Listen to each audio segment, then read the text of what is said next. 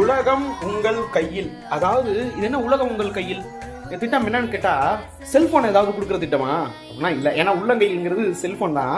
ஆனா இது மடிக்கணினி கொடுக்குற திட்டம். மடிக்கணினியை வந்து பார்த்தீங்கன்னா கொடுக்க போறாங்க. அதுவும் யாருக்கு அப்படின்னு கேட்டா, தமிழ்நாட்டில் இருக்கக்கூடிய காலேஜ் ஃபைனல் இயர் ஸ்டூடெண்ட்ஸ்க்காக, யூஜி படிக்கிறவங்களுக்கு. சிவகங்கை மாவட்டத்தில் இந்த திட்டம் வந்து தொடங்கியிருக்கிறாங்க.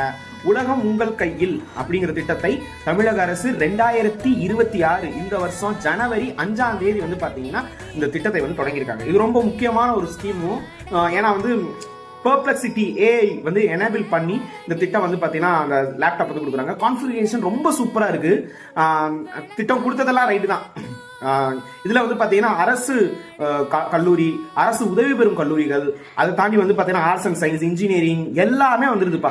ஓகே, ஈவன் பாலிடெக்னிக், ஐடிஐ எல்லாத்துக்குமே வருது.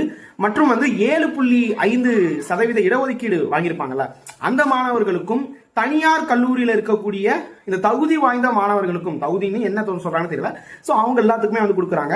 முதல் கட்டமா 10 லட்சம் மாணவர்களுக்கு இந்த மடிக்கணினி வந்து கொடுத்துருக்காங்க. ஸோ இந்த மடிக்கணினி எங்க ஆரம்பிக்கப்பட்டது, இந்த திட்டம் வந்து எங்க கொடுக்க ஆரம்பிச்சாங்கன்னு சொல்லி கேட்பாங்க.